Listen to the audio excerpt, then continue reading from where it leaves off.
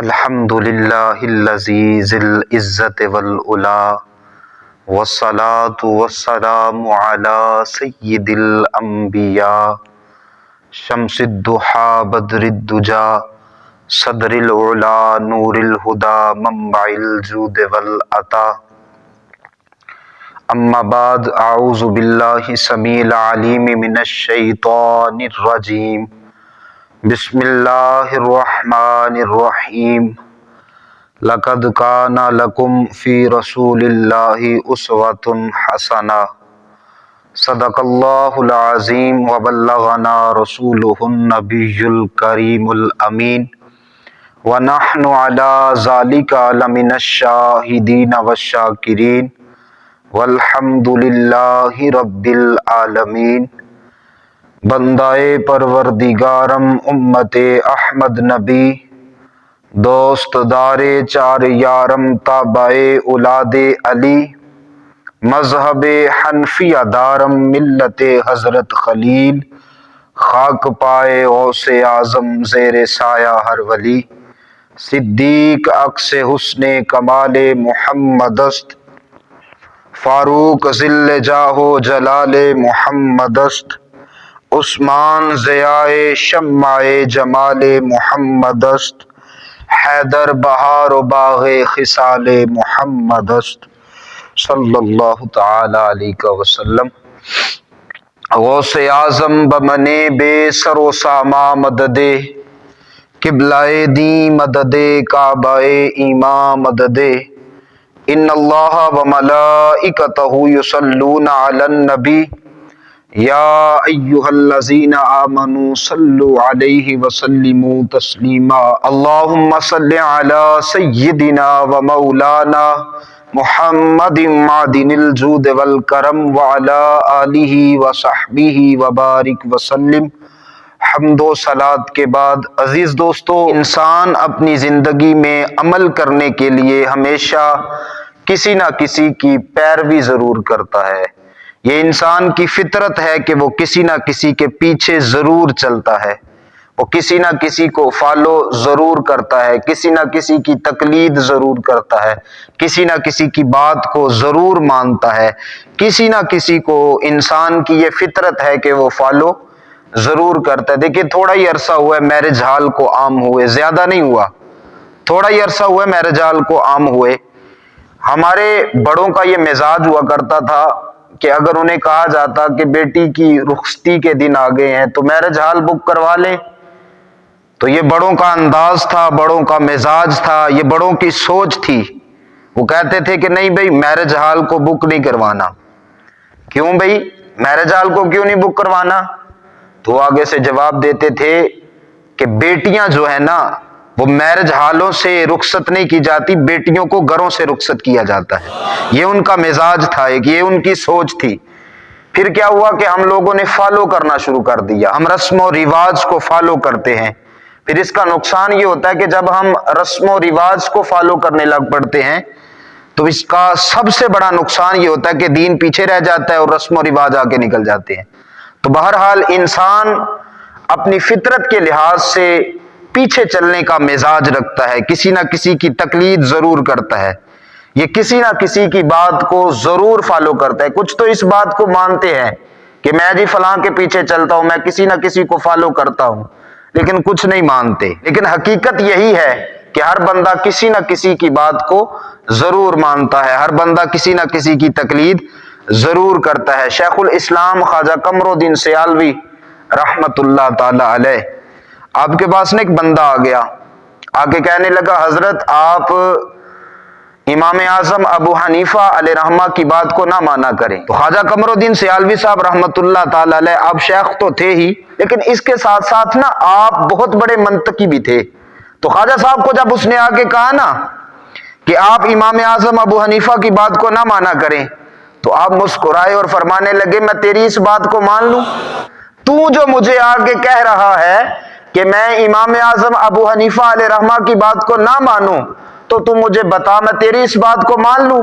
جب خواجہ صاحب علیہ رحمہ نے اس کو یہ بات کہی تو وہ حیران ہو کے خواجہ صاحب کا چہرہ دیکھنے لگا، تو آپ مسکرا کے کہنے لگے ارے نادان، جب تیرے جیسے بے وقوف کی بات کو مانا جا سکتا ہے تو تیرے جیسے بے وقوف کی بات کو ماننے سے بہتر نہیں کہ میں اس بندے کی بات کو مان لوں جو صحابہ کا شاگرد ہے۔ انسان یہ مزاج رکھتا ہے کہ وہ کسی نہ کسی کے پیچھے ضرور چلتا ہے، کسی نہ کسی کی تقلید ضرور کرتا ہے۔ یہ بات انسان کی فطرت میں پائی جاتی ہے، یہ بات ہماری فطرت میں تھی کہ ہم نے کسی نہ کسی کے پیچھے چلنا تھا، کسی نہ کسی کو اپنا آئیڈیل ماننا تھا، کسی نہ کسی کی بات کو فالو کرنا تھا۔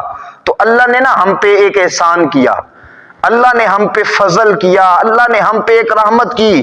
فرمایا یہ تمہاری بات فطرت میں ہے کہ تم کسی کے پیچھے چلتے ہو، کسی نہ کسی کو اپنا آئیڈیل مانتے ہو، کسی نہ کسی کو فالو کرتے ہو، تو کسی ایسے کو فالو کر بیٹھو گے، کسی ایسے کے پیچھے چل بیٹھو گے جسے خود ہی صحیح رستے کا پتہ نہ ہوگا، کسی ایسے کو اپنا آئیڈیل مان بیٹھو گے جو خود ہی مکمل نہیں ہے۔ تو میں تمہیں نا ایک رستہ بتاتا ہوں، میں تمہیں ایک ذات بتاتا ہوں، اگر تم لوگ نا اسے اپنا آئیڈیل بنا لو، اگر تم لوگ اس کے پیچھے چلنا شروع ہو جاؤ تو تم دنیا میں بھی کامیاب ہو جاؤ گے، آخرت میں بھی کامیاب ہو جاؤ گے۔ تو بارگاہ خداوندی میں عرض کی کہ مالک وہ کون سی ذات ہے کہ اگر اس کو ہم اپنا آئیڈیل بنا لیں، اگر ہم اس کے پیچھے چلنا شروع ہو جائیں، اس کو فالو کرنا شروع ہو جائیں تو ہم دنیا میں بھی کامیاب ہو جائیں، آخرت میں بھی کامیاب ہو جائیں۔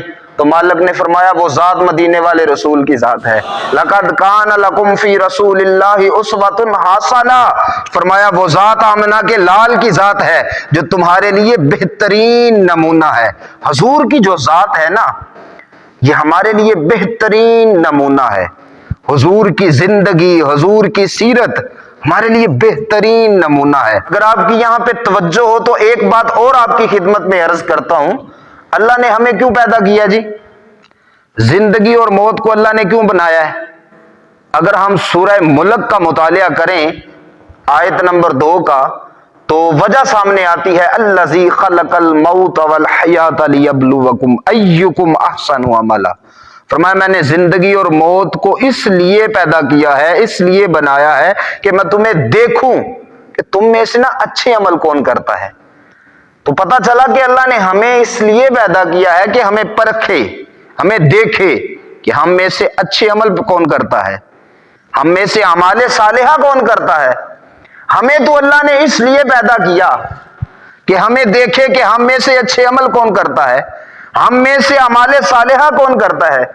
لیکن ایک سوال ہے کہ ہمیں پتہ کیسے چلے گا کہ کون سا عمل اچھا ہے اور کون سا عمل برا ہے؟ ہمیں خبر کیسے ہوگی کہ یہ کام کر لو یہ کام اچھا ہے، یہ کام نہ کرنا یہ کام برا ہے؟ کیسے پتہ چلے گا؟ تو جب یہ سوال ہم نے بارگاہ خداوندی میں رکھا، اللہ کی بارگاہ میں جب ہم نے یہ سوال رکھا، مالک کی طرف سے پھر جواب آیا، اور جواب یہ آیا کہ اس کے لیے نا کہ تمہیں پتہ کیسے چلے کہ کون سا عمل اچھا ہے کون سا عمل برا ہے، تو فرمایا اس کے لیے میں نے اپنے حبیب کو پیدا کیا ہے۔ کیا مطلب ہے؟ فرمایا میرے یار کے اسوہ کو دیکھنا، جو چیز تمہیں اسوہ یار میں نظر آئے سمجھ جانا وہ اچھا عمل ہے، اور جس چیز کو میرے مصطفیٰ رد کر دیں، جس چیز کو میرا حبیب رد کر دے سمجھ جانا وہ برا عمل ہے۔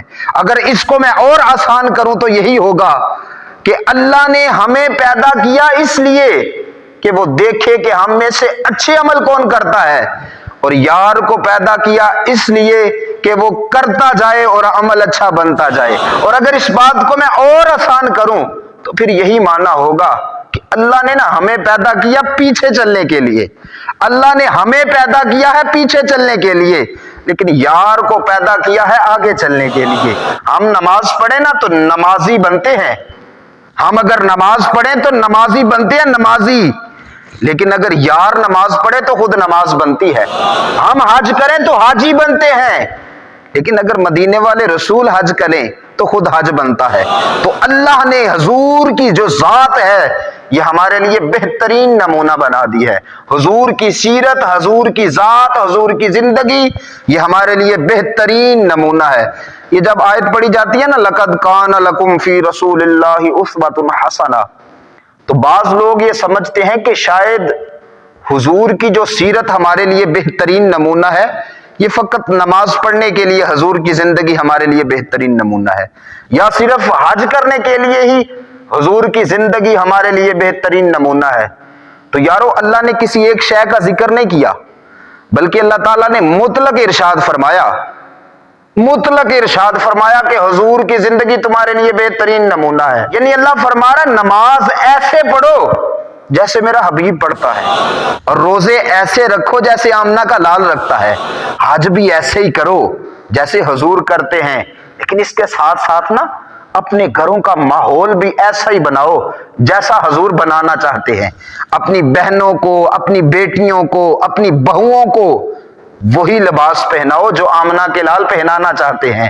اپنی اولاد کی ایسے ہی تربیت کرو جیسے حضور کرنا چاہتے ہیں۔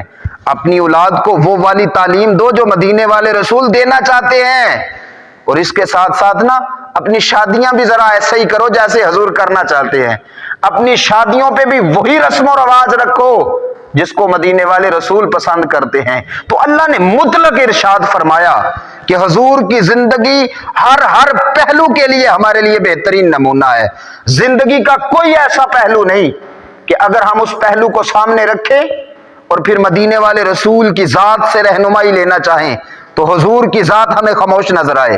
زندگی کے ہر پہلو میں حضور کی ذات سے ہمیں رہنمائی ملے گی، ہر پہلو کے لیے حضور کی زندگی، ہر قدم کے لیے آمنہ کے لال کی زندگی ہمارے لیے بہترین نمونہ ہے۔ اور یہ اعزاز بھی میرے ہی مصطفیٰ کو حاصل ہے، یہ شان بھی آمنہ کے لال کو ہی حاصل ہے۔ دیکھیں نا حضرت عیسیٰ علیہ نبینا علیہ الصلوۃ والسلام، اگر آپ کا کوئی امتی ہو اور شادی شدہ بھی ہو اور پھر وہ اپنے نبی جناب عیسیٰ علیہ نبینا وعلیہ الصلوۃ والسلام کی سیرت کو سامنے رکھے اور سیرت سے رہنمائی لینا چاہے کہ میاں بیوی کے تعلقات آپس میں کیسے ہونے چاہیے، اور یہ ایک بہت بڑا پہلو ہے میاں بیوی کے آپس میں تعلقات، تو حضرت عیسیٰ علیہ نبینا علیہ الصلوۃ والسلام کا امتی ہو، شادی شدہ بھی ہو، اور پھر وہ اپنے نبی جناب عیسیٰ علیہ السلام کی زندگی سے رہنمائی لینا چاہے کہ میاں بیوی کے آپس میں تعلقات کیسے ہونے چاہیے، تو نہیں لے سکتا رہنمائی، اس لیے کہ آپ نے شادی نہیں کی، تو آپ کی سیرت اس حوالے سے خاموش نظر آئے گی۔ جناب سلیمان علیہ نبینا علیہ الصلوۃ والسلام اللہ کے نبی بھی تھے اور بادشاہ بھی تھے، پوری دنیا پہ حکومت تھی، پوری دنیا پہ حکومت۔ اب اگر کوئی جھگی میں بیٹھنے والا، کوئی فقیر، کوئی غریب جناب سلیمان علیہ نبینا علیہ الصلوۃ والسلام کی سیرت سے رہنمائی لینا چاہے تو نہیں لے سکتا، آپ کی سیرت اس حوالے سے خاموش نظر آئے گی، اس لیے کہ آپ بادشاہ تھے، اور کسی بادشاہ کی زندگی کسی فقیر کے لیے نمونہ نہیں ہو سکتی، کسی بادشاہ کی زندگی کسی غریب کے لیے، کسی جھگی میں بیٹھنے والے کے لیے نمونہ نہیں ہو سکتی۔ یہ شان بھی حاصل ہے تو آمنہ کے لال کو حاصل ہے، یہ مرتبہ، یہ اعزاز بھی حاصل ہے تو مدینے والے رسول کو ہی حاصل ہے کہ بادشاہ بھی حضور کی زندگی سے رہنمائی لے رہے ہیں اور گدھا بھی حضور کی زندگی سے رہنمائی لے رہے ہیں، بادشاہ بھی میرے مصطفیٰ کی زندگی سے رہنمائی لے رہے ہیں۔ گویا حضور کی جو زندگی ہے نا، یہ امیر کے لیے بھی نمونہ ہے اور حضور کی زندگی غریب کے لیے بھی بہترین نمونہ ہے۔ تو اللہ نے مطلق ارشاد فرمایا کہ مدینے والے رسول کی جو زندگی ہے نا، یہ ہمارے لیے بہترین نمونہ ہے، حضور کی زندگی ہمارے لیے بہترین نمونہ ہے۔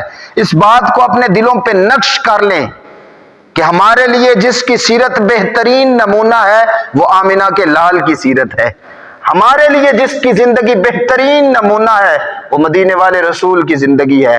ہم نا فالو کرنے کا مزاج رکھتے ہیں، پیچھے چلنے کا مزاج رکھتے ہیں، تو یارو اگر پیچھے چلنا ہی ہے نا، اگر کسی کو اپنا آئیڈیل ماننا ہی ہے، اگر کسی کو کاپی کرنا ہی ہے تو کسی غیر کو کاپی نہ کرو، کسی غیر کے پیچھے نہ چلو، کسی غیر کو اپنا آئیڈیل نہ بناؤ۔ اگر آئیڈیل بنانا ہے، اگر پیچھے چلنا ہی ہے تو اس کے پیچھے چلو جس کے پیچھے ابو بکر چلے تو صدیق اکبر بن گئے۔ اگر تم نے پیچھے چلنا ہی ہے نا تو پھر اس کے پیچھے چلو جس کے پیچھے عمر چلے تو فاروق اعظم بن گئے، اور عثمان چلے تو ذوالنورین بن گئے، علی جس کے پیچھے چلے تو شیر خدا بن گئے۔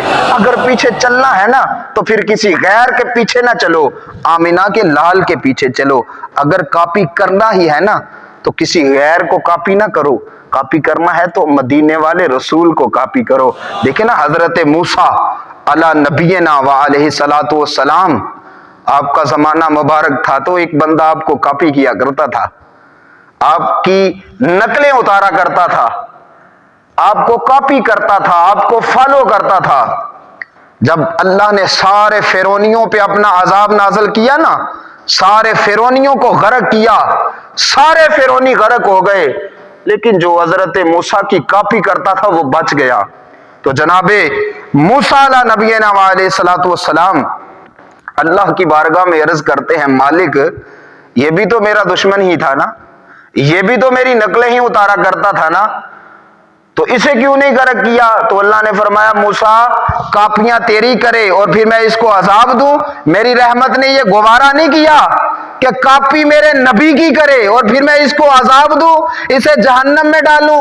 فرمایا موسیٰ یہ تیری نقلیں اتارا کرتا تھا نا، یہ تجھے کاپی کرتا تھا نا، تو مجھے بڑا ہی سونا لگتا تھا، میں نے اسی کی وجہ سے اسے ایمان بھی دے دیا ہے اور اسے جنت بھی دے دی ہے۔ تو یارو اگر کوئی موسیٰ کی کاپی کرے تو اللہ اسے عذاب نہیں دیتا، تو اگر کوئی موسیٰ کے بھی نبی کی کاپی کرے تو پھر اس پہ اللہ کی کتنی رحمتیں نازل ہوں گی۔ اور اس بات کو پلے باندھ لیں، اگر ہم حضور کو فالو کرنا شروع کر دیں گے نا تو نجات بھی اسی میں ہی ہے اور عزت بھی اسی میں ہی ہے۔ اگر کوئی جھوٹا موٹا بھی حضور کو فالو کرتا ہے نا تو مالک اسے بھی بڑی ہی عزتیں عطا فرماتا ہے۔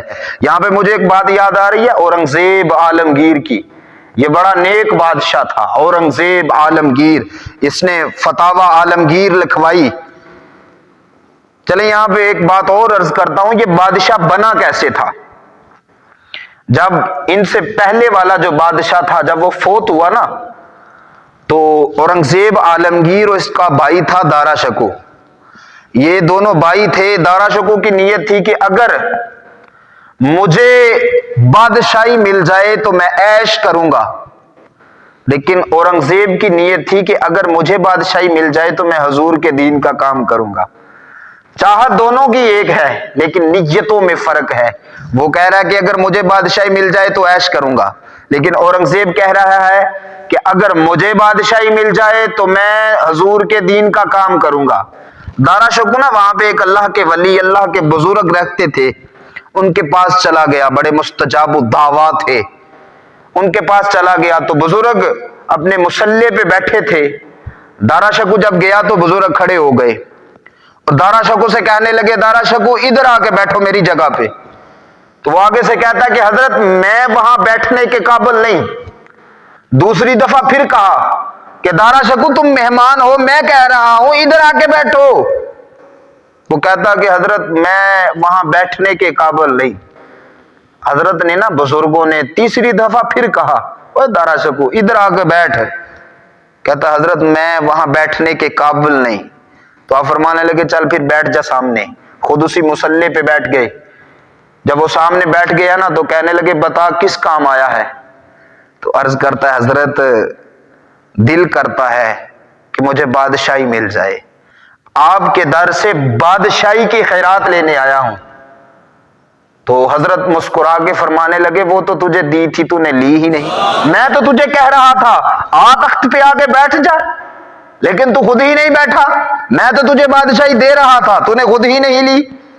اچھا چند دن گزرے تو اورنگزیب بھی اسی ولی کامل کی بارگاہ میں چلا گیا۔ اب دارا شکو تو آزاد بندہ تھا نا، لیکن اورنگزیب جو تھا یہ ولیوں کی صحبت میں بیٹھنے والا تھا، یہ نیکوں کی صحبت میں بیٹھنے والا تھا، اللہ والوں کی صحبت میں بیٹھنے والا تھا۔ اورنگزیب عالمگیر بھی اسی اللہ کے ولی کے پاس گیا تو جب اورنگزیب اس ولی کی خانقاہ پہ حاضر ہوا، اندر داخل ہوا تو بزرگ پھر اٹھ کے کھڑے ہو گئے اور اورنگزیب سے کہنے لگے اورنگزیب یہاں آ کے بیٹھو، میرے مصلی پہ آ کے بیٹھو۔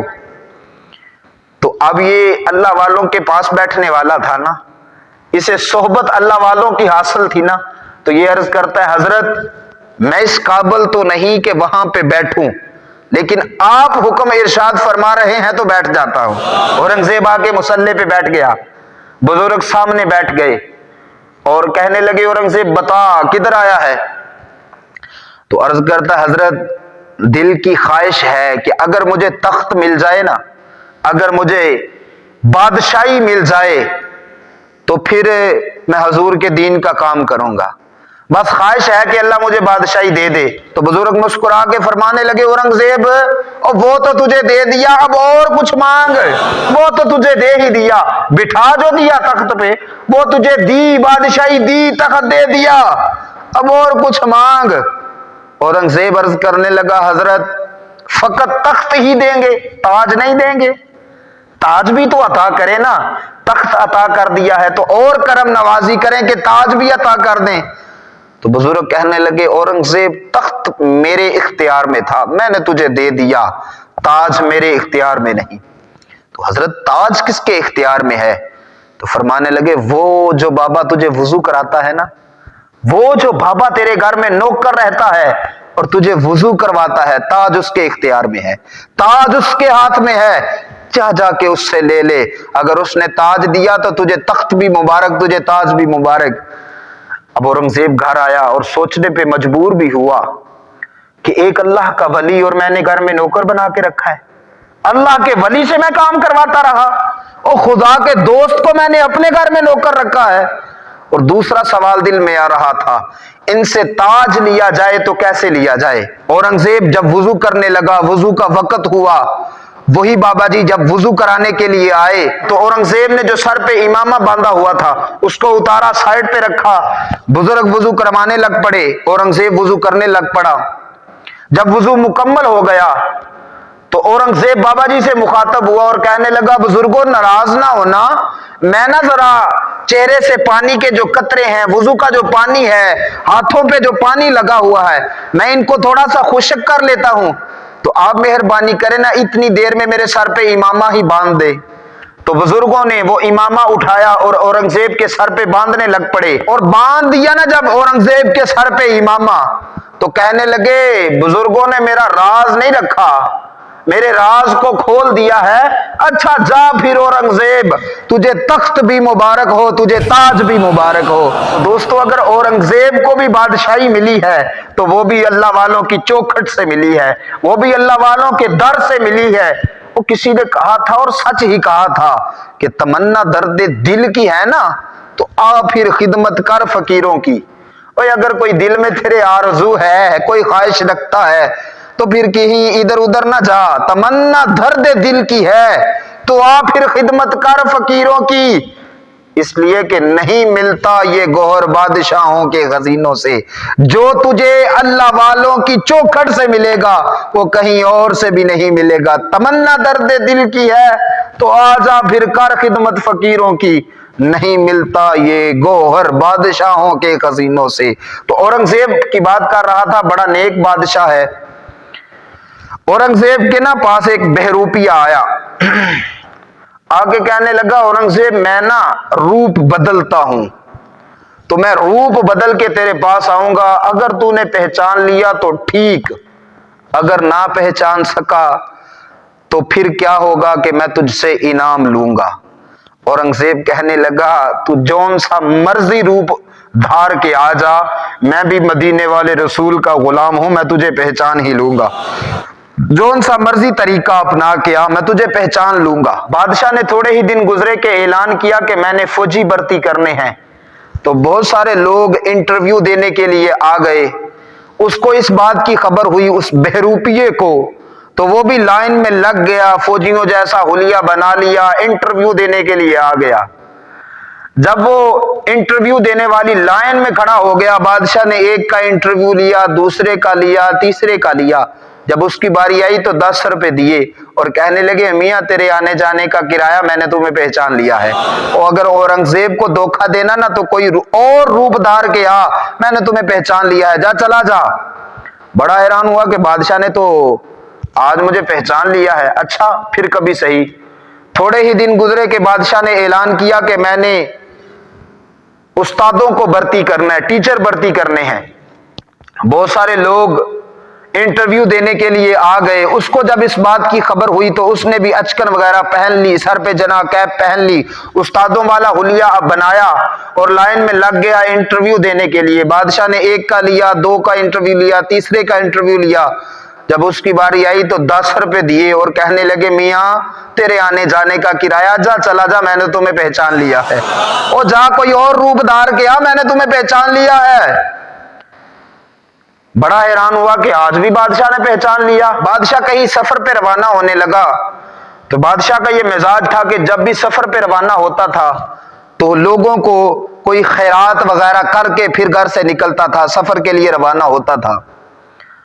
تو بادشاہ سفر کے لیے چونکہ اس نے نکلنا تھا تو خیرات کرنی شروع کر دی، بانٹنا شروع کر دیا۔ اس کو جب خبر ہوئی تو اس نے بھی اپنا وہ مانگنے والوں جیسا حلیہ بنایا، چہرے پہ تھوڑی سی سیاہی مل لی، کپڑے وغیرہ پھاڑ دیے اور مانگنے والوں جیسا حلیہ بنا کے ہاتھ میں کٹورا لے کے لائن میں لگ گیا۔ بادشاہ صاحب کو دیتا جا رہا ہے، اس کی باری آئی تو پھر 10 روپے دیے اور کہنے لگا اورنگزیب کو دھوکہ دینا ہے تو کوئی اور روپ دار کیا، میں نے تمہیں پہچان لیا ہے۔ بڑا پریشان ہوا کہ پہلے جس کے پاس بھی جاتا تھا وہ مجھے پہچان نہیں سکتا تھا، لیکن اورنگزیب کے پاس جس حلیے میں بھی آیا ہوں اورنگزیب نے پہچان لیا ہے۔ اچھا وقت گزرتا گیا، یہاں تک کہ 2 سال گزر گئے۔ تو بادشاہ 2 سال کے بعد جنگ کے لیے روانہ ہوا گھر سے، تو راستے میں کیا دیکھتا ہے کہ ایک پہاڑی ہے، اس پہاڑی کے اوپر لوگ جا بھی رہے ہیں آ بھی رہے ہیں۔ لوگوں سے پوچھا کہ یہاں لوگ کیوں اوپر جا رہے ہیں اور کچھ لوگ نیچے آ رہے ہیں، ماجرا کیا ہے، وجہ کیا ہے، معاملہ کیا ہے؟ تو لوگوں نے بتایا بادشاہ اوپر نا ایک اللہ والے رہتے ہیں، ایک اللہ کا ولی رہتا ہے، ایک اللہ کا دوست رہتا ہے اوپر۔ تو لوگ اوپر جاتے ہیں، اس نے غار میں ڈیرا لگایا ہوا ہے، اوپر جاتے ہیں لوگ دعائیں کرواتے ہیں۔ تو بادشاہ تو پہلے ہی اللہ والوں کا ماننے والا تھا، اس نے سوچا کہ جنگ کرنے کے لیے جا رہا ہوں تو چلو اللہ والوں سے دعا ہی کرواتا چلو۔ بادشاہ بڑی مشکل سے پہاڑی کے اوپر چڑھا، کیونکہ یہ نازک مزاج ہوتے ہیں تو بڑی مشکل کے ساتھ یہ پہاڑی کے اوپر چڑھا۔ تو کہتا ہے بہت لمبی لائن لگی ہوئی تھی، میں نے سوچا کہ تھوڑا سا روب ڈالتا ہوں کہ میں بادشاہ ہوں تو ہو سکتا ہے کہ نمبر جلدی آ جائے اور میں جلدی بزرگوں سے مل لوں اور دعا کروا کے جلدی سفر کے لیے روانہ ہو جاؤں، جنگ کے لیے جہاں جا رہا ہوں جلدی اس طرف چلا جاؤں۔ تو میں نے کہا کہ جی میں اورنگزیب بادشاہ ہوں، بزرگوں سے ملنا چاہتا ہوں۔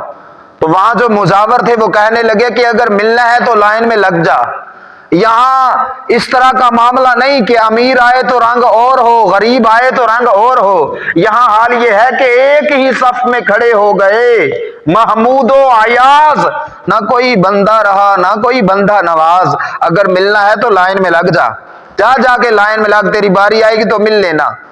بادشاہ کہتا ہے ان کا اصول تھا، میں خاموشی سے لائن میں لگ گیا۔ کہتے ہیں کافی دیر کے بعد میرا نمبر آیا تو میں غار میں گیا تو کیا دیکھتا ہوں کہ غار میں ایک اللہ والے بیٹھے ہیں، بڑا نورانی سا چہرہ ہے، بڑا خوبصورت چہرہ ہے۔ تو میں نے عرض کی بابا جی دعا کریں، میں جنگ کے لیے جا رہا ہوں، دعا کریں اللہ مجھے کامیابی عطا فرمائے، اللہ مجھے فتح عطا فرمائے، اور کچھ باتیں نصیحت کے طور پہ بھی ارشاد فرما دیں۔ بزرگوں نے دعا بھی کی اور ساتھ کہنے لگے کہ دیکھنا کسی کے ساتھ زیادتی نہ کرنا، کسی کے اوپر ظلم نہ کرنا، اور یاد رکھنا اگر اللہ کامیابی دے، اگر اللہ فتح دے، غرور نہ کرنا بلکہ اس کا شکر ادا کرنا، مالک کا شکر کرنا، تکبر نہ کرنا، غرور نہ کرنا، اس مالک کا شکر کرنا۔ کہتے ہیں جب انہوں نے مجھے دعا بھی دی اور نصیحتیں بھی ارشاد فرما دی تو میں نے نا تھوڑے سے پیسے بطور نذرانہ بابا جی کے مصلے کے نیچے رکھے، اور بابا جی کو پیٹ کر کے میں باہر نہیں نکلا بلکہ الٹے قدم، بابا جی کو پیٹھ نہیں کی، الٹے قدم میں غار سے باہر آیا۔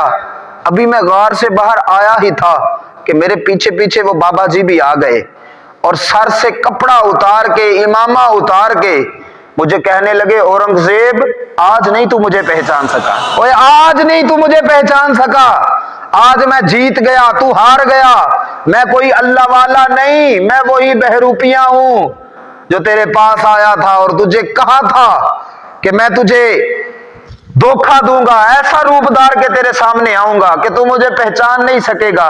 लेकिन पहले तो जब भी आता था तू मुझे पहचान लेता था, आज नहीं तू मुझे पहचान सका। आज तू हार गया, मैं जीत गया, मेरा इनाम निकाल। वो बादशाह कहने लगा तूने तो वाकई कमाल कर दिया। औरंगजेब बोला, कहने लगा तूने वाकई कमाल किया। वो मांग क्या मांगता है, चल मांग, जल्दी कर, जो तू मांगेगा वही तुझे दूंगा। और मांगना जरा जल्दी कर, क्या मांगना चाहता है, मांग। वो बुजुर्ग जो पहले बहरूपिये थे बाद में अल्लाह वाले बने, वो आगे से अर्ज करते हैं, बादशाह जो सबसे कीमती मोती हैं वो तेरे ताज में लगे हैं, तो इस तरह कर, ये ताज उतार और मुझे दे जा। बादशाह ने उसी वक्त सर से ताज उतारा, बुजुर्गों के कदमों में रखा। वो जो बहरूपिया बाद में अल्लाह वाला बना, उसके कदमों में रख के बादशाह कहने लगा, ओए तूने वाकई कमाल किया है, ये तो वो इनाम है जो मैंने तेरे मांगने पे तुझे दिया है। अभी मैं जंग करने के लिए जा रहा हूं, वापस आता हूं तो फिर आना, मैं तुझे अपनी मर्जी से भी कुछ इनाम दूंगा, फिर आना। बादशाह ये कह के जंग के लिए रवाना हो गया। अल्लाह ने करम किया कि बादशाह को फतह हुई।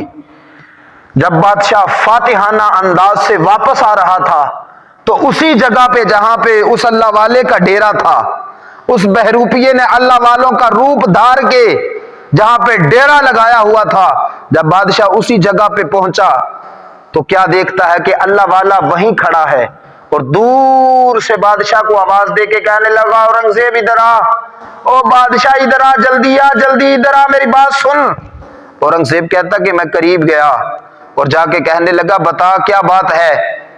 तो वो अल्लाह वाला कहने लगा, वो बुजुर्ग कहने लगे, जो पहले तो बहरूपिया था लेकिन अब उसे रंग चढ़ चुका था, वो कहने लगा, बादशाह ये अपना ताज उठा और ले जा। औरंगजेब कहता है कि मैंने उससे कहा, और तूने इस ताज को पाने के लिए 2 साल लगाए और आज अगर तुझे ये ताज मिला तो कहता ले जा, मैंने नहीं लेना, और वजह क्या है। तो वो बुजुर्ग आगे से बोले और कहने लगे, औरंगजेब ले जा, ओ ले जा, अब ले जा, मुझे इसकी जरूरत नहीं रही, मुझे मसला समझ में आ गया है, अब इसे ले जा, अब इसकी जरूरत नहीं रही। बादशाह कहने लगा, बाबा जी मुझे भी तो कुछ समझाएं, क्या मसला तुम्हें समझ आया है, क्या बात समझ में आ गई है। वो बुजुर्ग बोले और कहने लगे, औरंगजेब ओ यार मैंने जूठी मूठी दाढ़ी रखी, औरंगजेब मैंने जूठा मूठा सर पे इमामा बांधा, ओए औरंगजेब मैंने जूठा मूठा लिबासे मोहम्मदी पहना, तो देख मैंने जूठा मूठा हजूर को फॉलो करना शुरू किया और मैंने जूठा मूठा हजूर की बातों को मानना शुरू किया। और यार मैंने यार को जूठा मूठा माना तो अल्लाह ने मुझ पे ये करम किया, मुझे इतनी इज्जतों से नवाजा कि तेरे जैसे बादशाहों के ताज भी मेरे कदमों में आ गए। ओए औरंगजेब बता ना यार, अगर मैं सचमुच मोहम्मद अरबी का गुलाम बन जाऊंगा, अगर मैं सचमुच हजूर को फॉलो करना शुरू कर दूंगा तो अल्लाह मुझे कितनी इज्जतों से नवाजेगा, अल्लाह मुझ पे कितना करम करेगा, मालिक की मुझ पे कितनी रहमतें होंगी। यार अगर कोई झूठा मूठा भी उसको फॉलो करे तो अल्लाह उसे इज्जतों से नवाज देता है।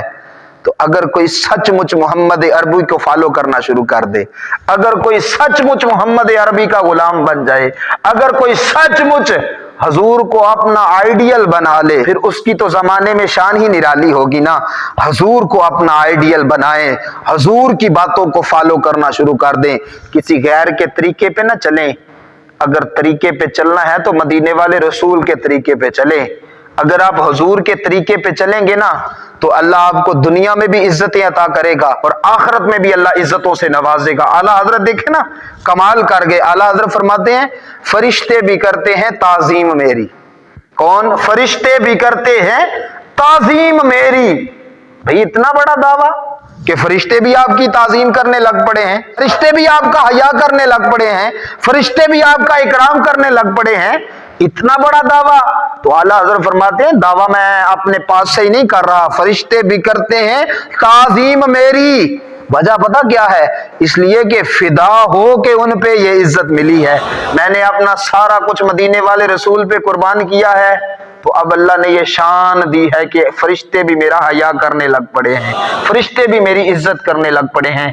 اگر چاہتے ہو نا دنیا میں عزت والے بن جائیں، اگر چاہتے ہو وقار والے بن جائیں، تو کسی غیر کے طریقے کو نہ اپنانا، طریقے کو اپنانا تو محمد عربی کے طریقے کو اپنانا، اسی بات کو فالو کرنا جو آپ کو اسوہ یار میں نظر آئے، اور جس کو یار رد کر دے پھر محبت اسی کا نام ہے کہ آپ بھی اس کو رد کر دے۔ دیکھیں نا حضرت انس رضی اللہ تعالیٰ عنہ، میں بات کو ختم کرنے کی طرف آ رہا ہوں، حضرت انس رضی اللہ تعالیٰ عنہ آپ فرماتے ہیں کہ میں کدو نہیں کھاتا تھا، اور گھر میں اگر کدو شریف پکتا تھا تو میں جھگڑتا تھا کہ کیوں پکا جی کدو، پتہ نہیں کھاتا، کیوں گھر میں کدو پکایا؟ حضرت انس کہتے ہیں ایک دن نا میں مدینے والے رسول کی خدمت میں بیٹھا تھا، آمینہ کے لال کی خدمت میں بیٹھا تھا کہ ایک شخص آیا، آگے عرض کرنے لگا حضور میں نے آپ کی دعوت کرنی ہے تو آپ میرے ساتھ دعوت پہ چلیں۔ تو حضرت انس کہتے ہیں میں بھی حضور کی خدمت میں بیٹھا تھا، تو حضور فرمانے لگے انس چلا اس کے گھر میں دعوت پہ چلیں، اس کے ہاں چلا دعوت پہ چلیں۔ کہتے ہیں حضور مجھے بھی ساتھ لے گئے، حضرت انس کہتے ہیں میں بھی حضور کے ساتھ چل پڑا۔ جب اس کے ہاں پہنچے اس نے کھانا لا کے سامنے رکھا، تو اس نے جو کھانا بنایا تھا وہ کدو شریف اور گوشت تھا، تو میں نے حضور کو کھاتے ہوئے دیکھا تو حضور کے کھانے کا یہ انداز تھا کہ حضور کدو شریف کو قریب کرتے جاتے اور گوشت کے ٹکڑوں کو دور کرتے جاتے۔ حضرت انس کہتے ہیں بس نا میں نے مدینے والے رسول کو کدو شریف سے محبت کرتے دیکھا، میں نے حضور کو کدو شریف سے پیار کرتے دیکھا۔ گھر آیا، اماں سے آ کے کہنے لگا اماں آج کدو نہیں پکاتی، اماں آج گھر میں کدو شریف نہیں پکاتی۔ تو اماں کہنے لگی انس خیری ہے، اور تم وہی ہو کہ بدل گئے ہو، پہلے تو گھر میں کدو پکتا تھا تو جگڑتا تھا، آج خود فرمائش کر رہا ہے کہ اماں آج گھر میں کدو شریف نہیں پکاتی۔ انس خیر تو ہے، وہ کیا ہو گیا تجھے؟ حضرت انس کہتے ہیں میں نے عرض کی اماں کیا کروں، مدینے والے سے پیار جو ہوا اور حضور سے محبت جو ہوئی، عشق تے اگ ایک برابر، پر پیا عشق دا سیک ودیرا، اگ تے ساڑے ککھ تے کانے، پر عشق ساڑے تن میرا، اگ دا دارو می تے پانی، پر مینو دسو ہاں عشق دا دارو کیڑا؟